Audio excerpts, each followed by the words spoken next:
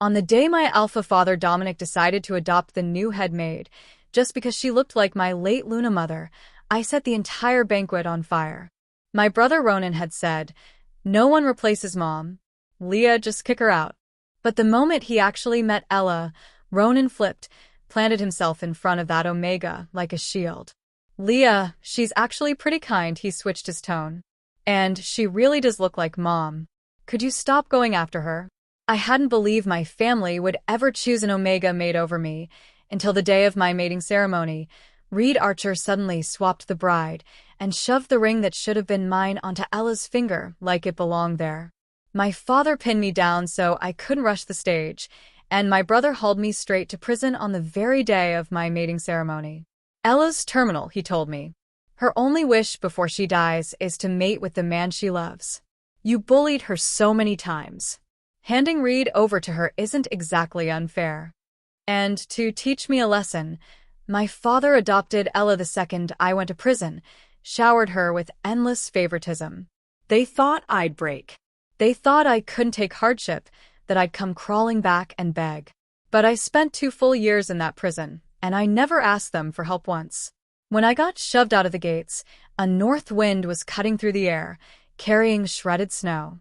I stood there in thin, worn-out clothes that couldn't hide the scars all over me. Every time I moved, pain drilled straight through my bones. I'd imagined this moment. Maybe my father and brother, who used to love me like I was their whole world, would apologize. Maybe Reid, who'd been by my side for over a decade, would be frantic when he saw me. But when I looked up, all I saw was my father and brother gathered around Ella by the car. Even Reid only watched the Omega with quiet tenderness, adjusting the scarf at her neck now and then. They didn't turn toward me until 5 minutes later, when Ella finally glanced over. For a split second, my father and brother froze. They saw the injuries all over me, and something like pain flickered in their eyes. "Leah, your body," my father started, like he was about to ask what I'd been through. Then Ella, who'd been practically skipping toward me a second ago, suddenly covered her face in feigned terror when I lifted my arm to tug my sleeve down over my scars, her voice trembling. "Please don't hit me, Leah. Bonding with Reid as mates was my fault." My father's face went cold. Ronan didn't even hesitate. He grabbed my arm and yanked me forward. "Apologize to Ella," he ordered. "Then we'll take you home." I knew. So that was the condition of my release. But what did I do wrong? I curved my lips into a bitter, mocking smile, my throat tightening. She stole my fiancé. Why should I be the one apologizing? Ella's eyes reddened instantly. She dropped to her knees right in front of me. "I'm sorry, Leah. I'm the one who should apologize." I watched her act with a blank, icy stare. My father pulled her up and cut her off, sharp and absolute. "This is our decision." Ronan frowned, barking at me. "Why are you still so prickly? If you don't apologize today, I won't mind sending you right back." Reid stood off to the side, conflict twisting in his eyes. He'd sworn he'd always stand with me. I told myself he wouldn't let me down. But after a long stretch of silence, he spoke. "Leah, apologize." The wind shoved itself down my collar. I went ice cold all over. Then I caught the look in Ella's eyes, smug and eager, like she was savoring this. I let out a snort. I'd rather die than apologize. After all, in Pinehurst, everyone knew one thing. I, Leah, was stubborn to the bone. Even when it was my fault, I didn't apologize. Not to mention, I did nothing wrong this time. I looked straight at my father and brother and asked quietly, "Do you remember what you promised, Mom?" I figured they wouldn't have forgotten. Their faces changed instantly, and their eyes went red. Before she passed, they'd promised my mother they would never let me be wronged for the rest of my life. After that, I became the apple of their eyes. Everyone in Moonrise Pack doting on me. My father was a formidable alpha CEO, yet he used to wake up in the middle of the night just to fix me a bottle of milk. My brother was the celebrated alpha heir, and he'd cancel everything just to curl up on the couch with me and watch cartoons. Dad was so afraid I'd mate with someone far away that he'd picked my future mate for me when I was a pup, kept him close, raised him under our roof like an investment. Reid, as Moonrise Pack's adopted son, had grown up knowing I was his destined mate. He put me first in everything. Except for one thing. He listened to my father. So when he swapped the bride in front of everyone, I knew immediately.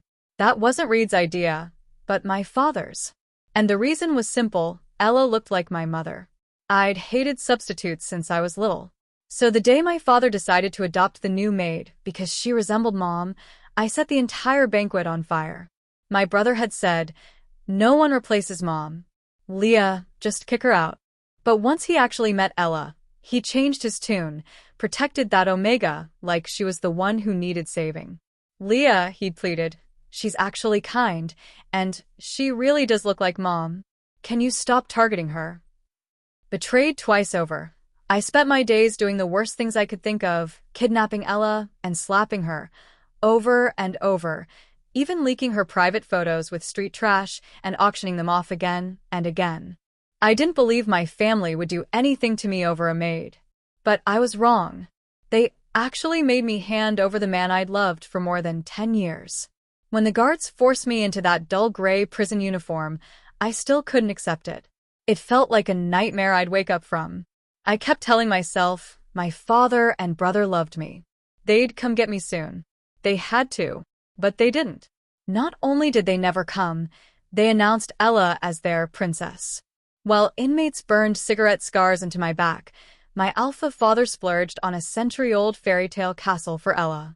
While someone held my head under icy water until I was close to blacking out, Ronan broke his own rules and personally pushed Ella into the entertainment world, built her into a national sweetheart everyone worshipped. And Reid, the man who used to avoid cameras like a curse, stopped hiding. He went public with Ella, loud and proud, in front of the whole world. Before I was released, Reid came to see me. He saw the wounds all over me, and his expression was a mix of heartbreak and confusion. "Leah, you know I love you," he said. "Everything with Ella is a show. You just have to soften a little, and Alpha will take you home. When Ella's gone, we can be together again." He told me not to be stubborn. He even lied, telling them I would give in, so they'd let me out. He thought all I had to do was apologize. But I'd been born proud. How was I supposed to bow my head for their blindness and ignorance? How was I supposed to apologize for something that was never mine to apologize for? So now I gave them a choice, my eyes fixing on them. "Choose," I said. "Ella or me." My father and brother frowned at the same time. "Why can't you just live in peace together?" Their answer was right there. So the next second, I didn't hesitate. I ran straight through traffic and jumped into the freezing sea. The moment I plunged into deep water, the shore exploded with screams. "Leah!" My father reached for me frantically, but he grabbed nothing but air. Ronan and Reid both dove in after him. "Leah!" "It's just an apology. Are you seriously going to throw your life away over this?" My brother's voice tore itself apart over the waves. I tried to smile, but all I did was choke on salty seawater. My strength drained out of my arms and legs like the tide, pulling back. Just as I was about to sink into endless darkness, chaos burst into my ears. A man's suppressed sobbing, panicked shouting, and now the steady beep of machines. I forced my eyes open. Everything was harsh white. I turned my head, finding my father and brother at the bedside, one on each side. Both of them had red-rimmed eyes, voices hoarse beyond recognition. "Leah, wake up, please. You're the only treasure Mom left us. We can't lose you. You don't have to apologize anymore," my father promised, shaking. "We'll take you home." My brother nodded along like he was afraid I'd vanish if he stopped. I stared at them, stunned, and the irony in my chest nearly made me laugh. If they cared this much, why had they done all of that to me for a maid? I opened my mouth. I wanted to demand answers, to scream until my throat tore. Then I realized there was no point. They assumed I'd jumped into the ocean because I refused to apologize. I'd given them a chance, but they'd chosen Ella. Thinking of that, I only wanted to end myself at this moment.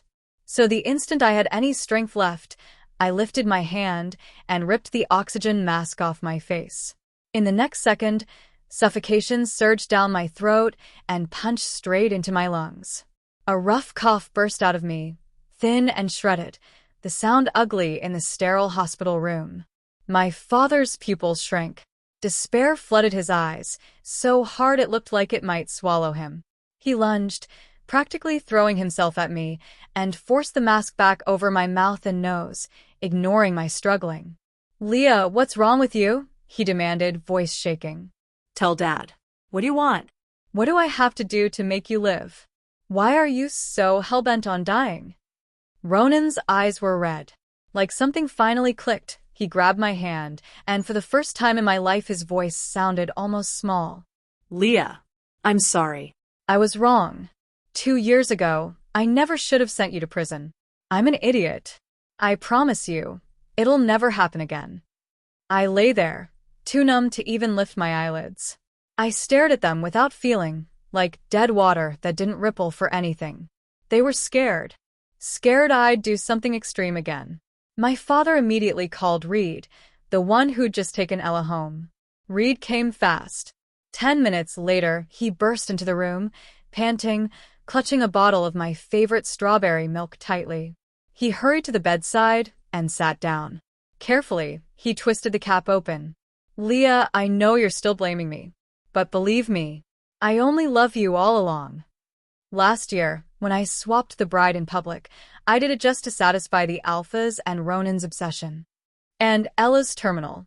She only has 2 months left. Just wait for me, okay?" Before, whenever I was mad at my father and brother, they'd call Reid to calm me down. As long as he showed up with strawberry milk, I forgave them. But this time, no forgiving. No waiting. I didn't care whether Reid loved me or not anymore. I turned my head away from the bottle he tried to feed me, then reached for the fruit knife on the bedside table. My father caught my wrist instantly, fingers crushing down like iron. His eyes were red, his voice thick with pleading. "Leah, don't. Please. Don't do this. Don't hurt yourself. It kills us." Ronan rushed in too, urgent, almost frantic. "Leah, we just miss Mom too much. We only favored Ella because she has the same face as Mom. Just hold on. 2 months. Then everything will go back to the way it was. Dad, and I will make it up to you. We'll never let you suffer again. Not even a little." They were terrified I'd actually do it, about to say more when the hospital room door swung open. Ella stood there, eyes red, voice full of careful guilt. "You don't have to make Leah suffer. Everything I got was never really mine. I'll give it all back." Then she covered her face, crying, and ran out. Almost immediately, shouts erupted in the hallway. "Something's wrong." That Omega ran up to the rooftop. The faces of the 3 men in this room changed in an instant. Worry and panic overflowed their eyes. They didn't even spare me a single word. Next second, they spun around and ran, tripping over each other to chase after her. The room went quiet. I lowered my gaze. The knife was still in my hand. The blade was cold, reflecting my pale face back at me. I wanted to drive it in and end everything right then, but I couldn't. So I slowly set it down, swallowing the bitter taste rising in my throat. It was fine. I could wait. Wait for them to come back. Wait for them to watch me die, with their own eyes. Half an hour passed. Only Ronan came back. The moment he saw I was still lying there, alive, all the worry in his face vanished like it had never existed. He strode to the bed and slammed his phone down in front of me. A video was playing. It was footage of me, after they left, putting the knife aside without hesitation. "Ella's friend said you were acting for sympathy," he said coldly. I didn't believe her. I was even scared something would happen to you. I ran back, even though Ella was begging me not to. "And you?" His voice sharpened, thick with disappointment. "You're really—" I looked at him and laughed. "You're disappointed I didn't die? Don't worry." My smile didn't reach my eyes. "You don't have to rush. When they all come back, I'll die for real." Ronan's eyes turned even colder. His stare cut like an icicle, his tone dripping with contempt. "So you really were putting on a show?" He was convinced that was why I insisted on killing myself only when they were all there to see it. He couldn't figure other reasons. He didn't care to. And I didn't feel like explaining. From the moment they sent me to prison for Ella, there was nothing left to say between us.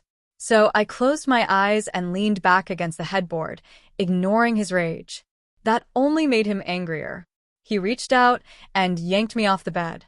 I was already weak from the oxygen deprivation. When he pulled, I lost my balance instantly. "Come with me." His voice was sharp as frost.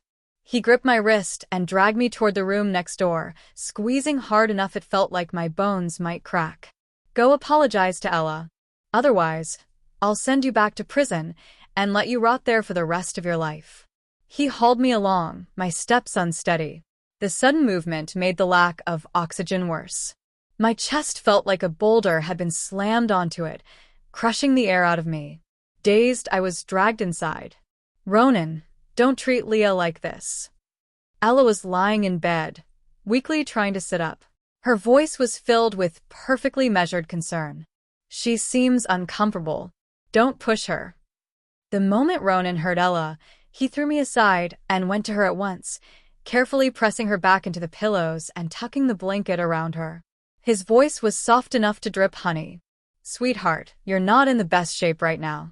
You can't get worked up. I'll handle this." Only then did he turn back to me. Looking at my pale cheeks and my ragged, shallow breathing, he let out a cold sneer. "Keep acting. Let me see how long you can keep it up, whether you can actually die here." Maybe in his eyes, I was just putting on a show, while my father sat beside Ella's bed, focused on peeling an apple, as if she were the real daughter. And me? I was just some nobody. Reid was there too, yet he didn't cast me a glance. Then, like thinking of something, he said, flat and mocking, "Jump into the sea? Come on, you're good at swimming." Your little performance was pathetic. Ella lay back on the pillow, her lips curving into a provocative smile, almost imperceptible. "Leah, you don't have to apologize to me. I know you just couldn't think straight." But before she could even finish, my father, my brother, and Reid all spoke at the same time. "She owes you." My father's voice was cold, without a trace of warmth. Ronan's was firm, absolute. "Leah." "You have to apologize." Reid didn't speak, but the disappointment in his eyes made something in me finally snap loose. I burst out laughing. Idiots. Their faces tightened. My mind started to cloud over. The room blurred at the edges. I knew I was dying, but I didn't say a word. I snatched the fruit knife from my father's hand and slashed it across Ella. "You don't deserve to wear my mother's face." Ella's scream tore through the room. Dominic and Ronan's faces turned ashen. They shoved me away hard, then rushed to call for a healer. Reid was faster. He scooped Ella up and sprinted for the emergency unit. They ran so fast that they didn't see me stumble when I was shoved. I lost my balance, and my forehead slammed hard into the edge of the bed frame. And in that instant, my breathing stopped. When my consciousness slipped free of my body, there was no pain. A warm light spilled down from the ceiling, gentle as hands reaching for me, guiding me somewhere far away. I knew it. Mom had come to take me home. When she left, it had looked like that too, light wrapped around her like mercy. I smiled and let it carry me. And when I opened my eyes again, through the haze of brightness, I really did see my mother's gentle face. Meanwhile, Ella's sliced cheek had just been carefully bandaged by a healer. Thick gauze covered half her face, making her look even more fragile, more pitiful. She sat on the edge of the hospital bed, eyes red, tears falling like pearls off a snapped string, yet she still forced a weak smile. "Leah must have just acted on impulse," she said softly. "She didn't mean it. Dad, Ronan, Reid, please don't blame her. She was the one who'd been hurt, and she was still begging for mercy for the one who'd done it." Her words hit them like a match to kindling, adding fuel to the fire of their growing resentment. Dominic's chest tightened at the sight of her crying. His stormy expression darkened until it looked ready to drip. He stroked Ella's hair, voice gentle but packed with restrained fury. "Good girl. You've suffered enough." Then he turned to Ronan and spoke with cold finality. "Reid, You stay here with Ella. Ronan and I are going to teach that ungrateful brat a lesson." Ronan nodded, violence almost spilling out of his eyes. The father and son stormed out, not noticing for a second that behind them, Ella lowered her lashes and the corner of her mouth lifted in a faint, satisfied smile. She leaned weakly into Reid's shoulder, giddy inside. She was already picturing me back in prison, being broken down until I begged. Too bad her fantasy didn't last. As Ronan headed toward my ward, he pulled out his phone and called. "Lock Leah up again. Keep her in until she finally learns her place." Dominic charged ahead and shoved open the hospital room door first. He saw me on the floor immediately. His brows snapped into a hard frown. In his mind, it was another one of my tricks. Playing dead. Fishing for sympathy. Trying to dodge punishment. "Unbelievable," he sneered. He strode over and kicked my leg, irritation dripping from every word. "Stop pretending. Even if you fake your own death, you're not getting out of this." But the girl on the floor didn't move. Dominic froze for a beat, then got even angrier. Neither of them even thought to react. They fell awkwardly, scrambled back up on hands and knees, and met each other's eyes. Fear and despair tangled together, ugly and raw. Dominic clenched his jaw, voice shaking apart. "Get her to the ER now. I'm calling the top specialist right now." Ronan snapped out of it and scooped me up. My body was soft in his arms, limp as water, frighteningly light. And yet it felt like 1,000 pounds, crushing the air out of his chest. He sprinted toward the emergency room like a madman, staggering, but never slowing. Dominic fumbled for his phone, hands shaking so hard he couldn't even hit the screen properly. "Get the best healer here, now. You have to save Leah," he roared, words spilling out frantically. The emergency light above the doors flared red the moment Ronan rushed, and that harsh glow was a line between life and death, sealing the two men on the outside. The next half hour stretched longer than a century. They paced the corridor back and forth, dress shoes hammering the polished floor with frantic, heavy steps. Their eyes were bloodshot, rims burning red. Again and again, they prayed I would come alive. But the moon didn't listen. The emergency room doors finally opened. A group of healers and nurses in white coats walked out. The one in front, an elderly healer with white hair, removed his mask and shook his head, regret and helplessness written across his face. "I'm sorry. We did everything we could." Before the words even finished landing, a gurney rolled out behind them, covered in a white sheet.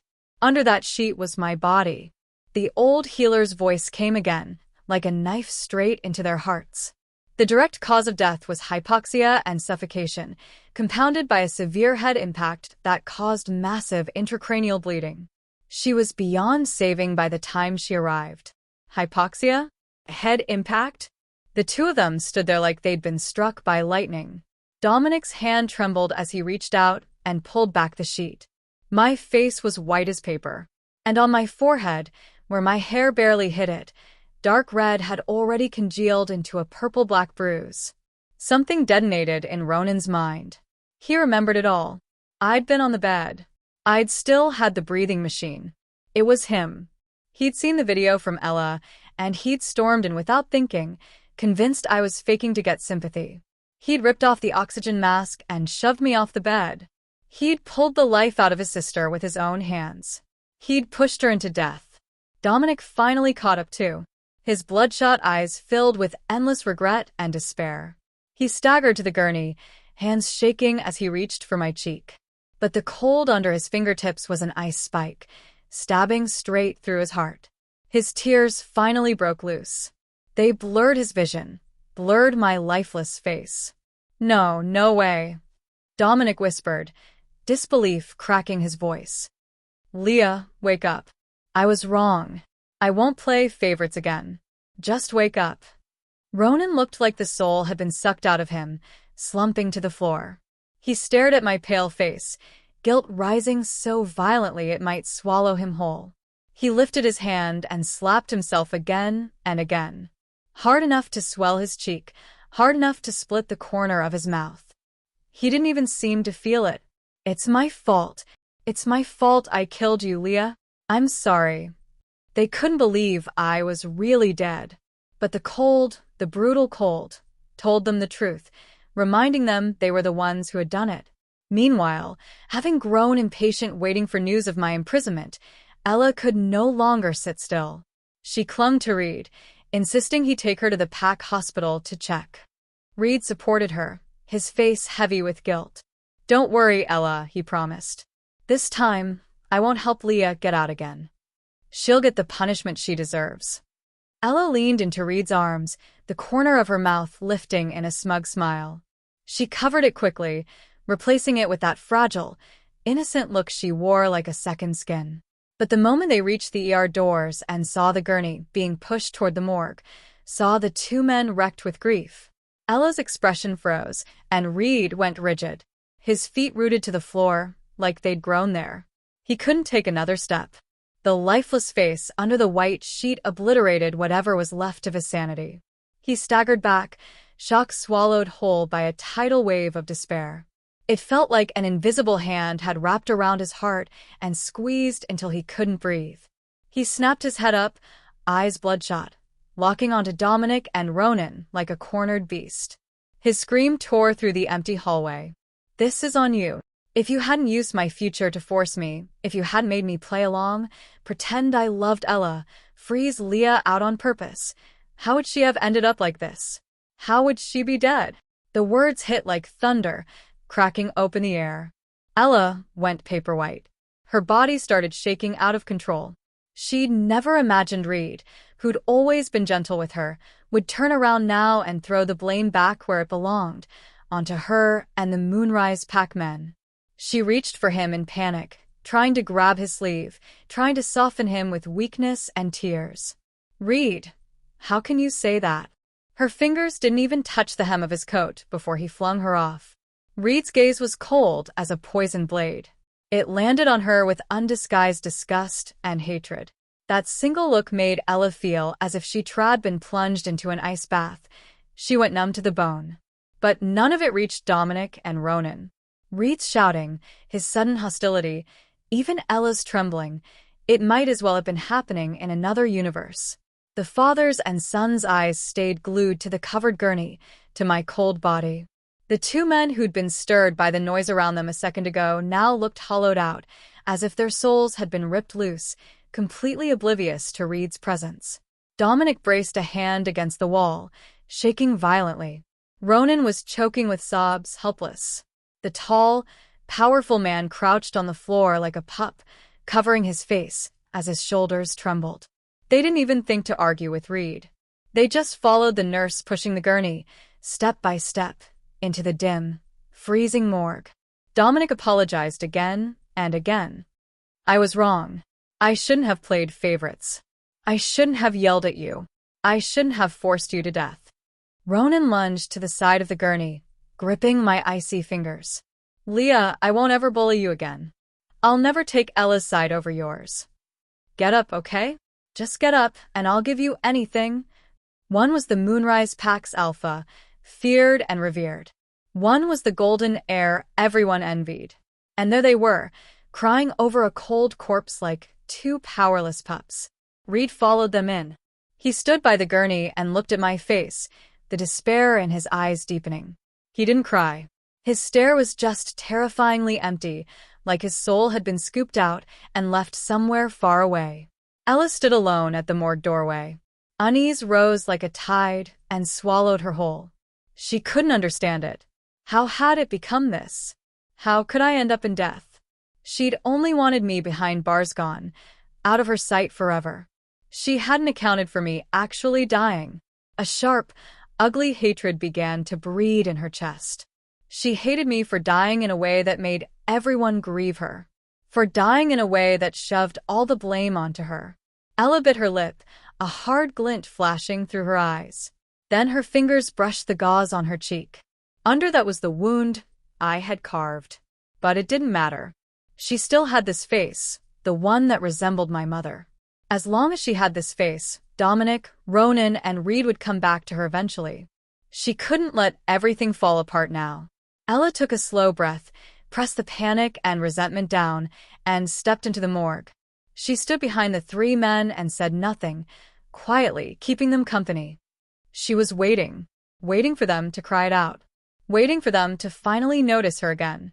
At last, Dominic and Ronan's sobbing softened. Reid lifted his head, eyes still hollow. Ella knew it was her moment. She rubbed at her eyes right away, turning red rims even redder. When she spoke, her voice shook, soft and wronged. Dad. Ronan. Reid. I never thought it would end up like this. It's all my fault. If it weren't for me, Leah wouldn't have gotten so impulsive. She wouldn't have. If I'd known, I never would have asked you to be so good to me. She was trying to paint herself as an innocent victim, trying to buy sympathy with tears and fragility. But she forgot one thing. The one she'd been targeting was dead. And those words, landing in the ears of three men drowning in regret, sounded like nails on glass. They finally turned to Ella. But there was no softness in their eyes. No pity. No warmth. Only bone-deep cold, and hatred so thick it felt tangible. Dominic snapped. He surged forward like he'd lost his mind and pointed at Ella, screaming until his voice cracked. If you think it's all your fault, then why did you use that face, my Luna's face, to force us to treat you well? To force Reid to love you? If you hadn't been playing the helpless little victim and driving a wedge between us and Leah, she wouldn't be dead. Ronan's eyes were red. He hammered his fist into his own chest again and again. Each hit a dull, brutal thud. He stared at Ella like the hatred might burn her to ash. He'd even forgotten that Leah was already gone. He begged the air, begged the emptiness, over and over. Leah, get up, okay? Get up and I'll avenge you.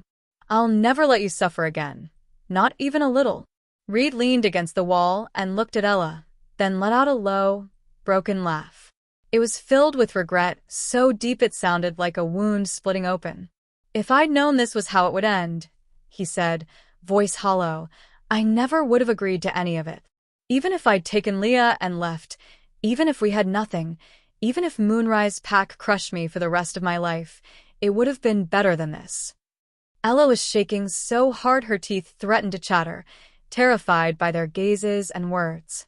She stared at them in disbelief. Her plan, her little performance, was supposed to protect her. Instead, it was turning into a nightmare. She could only bite down and repeat, again and again, I'm sorry. Then something lit up in her eyes, sudden and calculated. Her voice softened into a fake kind of comfort. Actually, I have a surprise I never told you. Before Leah's accident, the hospital did another check. My terminal illness was a misdiagnosis. I can stay now. I can take Leah's place and be with you, okay? She thought it would soothe them. She thought with his face and that good news, they'd forgive her. She thought they'd go back to treating her well. But she was wrong, ridiculously wrong. The next second, a strong hand shot out and clamped around her throat. It was Ronan. His eyes were scarlet, veins bulging. Madness and hatred burned there so violently, it looked like they might consume her whole. You weren't terminal, he snarled. Then why didn't you say so earlier? You did this on purpose. You did it from the beginning, didn't you? The morgue echoed with that frozen accusation, packed with rage. Only then did the men realize something they should have realized a long time ago. In the entire past year, Ella had never looked sick. Not once. Ella's face turned a choking purple. Her legs kicked wildly. Her eyes were filled with terror and disbelief. She couldn't believe the lie she'd spent so long weaving was unraveling in one brutal moment. Dominic's voice slammed down like a command that lit the room on fire. Investigate. Dig into her. Tear her life apart. I want everything. That order snapped everyone awake. Reid stumbled to his feet, the emptiness in his eyes replaced by a pure, sharpened hatred. He pulled out his phone, fingers shaking as he called a private investigator. I don't care what it costs. Find everything on Ella. From the day she was born to right now. I want it all. The Moonrise Pack's power finally showed itself. Their elite network of investigators and informants began to move like a massive, invisible net, closing in on Ella's secrets. Time crawled. The morgue was suffocating. Dominic and Ronan stayed by my body, silent tears slipping down their faces. Reid leaned against the wall and smoked one cigarette after another, the haze curling around him as his eyes grew colder and harder. Ella was restrained and thrown onto the freezing floor. She curled in on herself, hands clamped to her throat, fear and despair eating her alive. She knew she was finished. Hours later, a thick report was delivered into the men's hands. And, the moment they opened it, every last shred of Ella's hope, every last lie she told herself, vanished. The truth came down like a blade of ice, stabbing straight into their hearts. The report laid it out, clear and unmistakable. Ella's terminal illness had been a scam from the start, a con she'd orchestrated by bribing a healer. Her getting close to Moonrise Pack, getting close to Reid, none of it had been an accident. From the very beginning, her target had been me. She'd wanted to replace me, steal everything I had. What finally broke them wasn't even the written proof. It was the photo, a picture of Ella before the plastic surgery. The girl in that photo looked ordinary at best, ugly if you were being honest, small eyes, a flat nose, thick lips. She hadn't resembled my mother even a little. So she'd never been born with that face. She deliberately dug up Dominic's obsession with his late Luna, found out Moonrise Pack had zero resistance to that kind of resemblance, and then she'd done whatever it took. She'd poured every cent she had into full facial reconstruction, even borrowed from loan sharks. She'd used Leah's mother's photo like a blueprint, reshaping herself piece by piece, tweaking her features, copying expressions, practicing the softness, all of it just to use that face as a key. A key to pry open Moonrise Pack's doors. A key to step inside and become their princess in my place. And the three guys? They'd been played for a fool all the way. Because of one counterfeit face, they'd indulged her, spoiled her, excused everything. She played games and turned them against me. They believed her. She cried and acted helpless. They fell for it. She framed me again and again, and they didn't just refuse to listen to me. They blamed me, punished me, shoved me deeper into the dark. They gave Ella anything she asked for because of that face, while they overlooked every wrong she did. And they turned their cruelty on their own blood, on the girl they'd raised and loved, the girl who'd been there since childhood. Because of that face, they'd killed me with their own hands. Dominic stared at the report, his whole body shaking. He clutched his chest and, without warning, spat blood. Red splashed across the white pages like desperate flowers blooming. He looked at Leah's body and broke down completely, tears streaming down his face. Leah, I was wrong. I was a fool. I let myself go blind. I'm sorry. I'm so sorry. Ronan gripped the report so hard his knuckles turned white. He snapped his head up toward Ella, voice hoarse and vicious, like something crawling out of hell. Ella, you malicious bitch. You liar. I'll kill you, make you pay for Leah. Reid collapsed to the floor, like his legs had quit on him. A low, animal sound tore out of his throat. And finally, his tears came. His chest was full of regret, and pain so deep it was unbearable. He hated Ella, and he hated himself even more. For being stupid. For being weak. For letting Moonrise Pack's pressure pin him down. For betraying me because he was afraid, because he wanted to protect his own future. They were all fools. And none of it could be undone. The truth was a poison blade, splitting everything open. For Ella, the end came swifter and more brutal than a lightning strike. Ronan's eyes were bloodshot as he dragged her out of the morgue like she was dead weight. Every trace of tenderness that had ever existed because of that mother's face turned into bone-deep hatred. He tore away everything she'd relied on. He made the investigation public, the full report, the bribes, the fake diagnosis, the surgery, the deliberate imitation of Dominic's Luna. The loan sharks came first. They tracked her down, cornered her in an alley when she had nowhere left to run, their faces twisted and hungry. The face she'd spent a fortune buying became the easiest target. A boot crushed her nose. Nails raked open the corner of her eye. The eyes that used to glitter with fake innocence filled with muddy terror. They stripped her of anything worth money. Even the designer dress she treated like treasure was ripped to shreds. With Moonrise Pack behind it, no hospital dared take her. No employer dared hire her. She ended up like a stray dog, curled beneath the filthiest overpass in the city, living off whatever she could dig out of trash. At night, the wounds on her face throbbed with pain sharp enough to make her shake. Rotting flesh stuck to dirty cloth, and every tiny movement tore it open again. People pointed. Kids threw rocks. It became her daily routine. On a winter night when the wind cut like knives and snow buried the city, Ella huddled in the corner under the bridge with nothing but a ripped burlap sack around her. She trembled until her mind went foggy. Right before everything went dark, she thought she saw her old face, the plain, unremarkable, but intact face she had started with. She reached out to grab it, but her fingers only closed around a snowflake.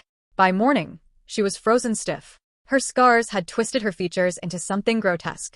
No one claimed the body. Dominic, after the shock brought by my death and the report, coughed blood onto my memorial photo and collapsed on the spot. When he woke, he totally crumpled. The once feared alpha of Moonrise Pack turned into a senile lunatic who lived at my gravestone. He sat there day after day, weathered by whipping wind and scorching sun, and his hair went white almost overnight. And Moonrise Pack, the empire he'd built with his own hands, fell apart. Dominic stopped managing it. Ronan ran it like he was trying to ruin it, and in the end it shattered. The pack house that used to buzz with visitors and power became rubbles. Ronan spent whole days at my grave. Sometimes he'd suddenly start slapping himself until his cheeks swelled, like pain was the only thing that still felt real. Reid left the city, but he never escaped me. He gave up his career and drifted like a ghost. He wandered everywhere, like he was searching for me in crowds. His mind frayed more and more. One rainy night, a truck lost control and hit him. At the end, through the blur, he thought he saw his girl smiling. She stood in sunlight in a white dress. He reached out, desperate to touch her, only to meet the cold, empty air. They all spend the rest of the life paying for it.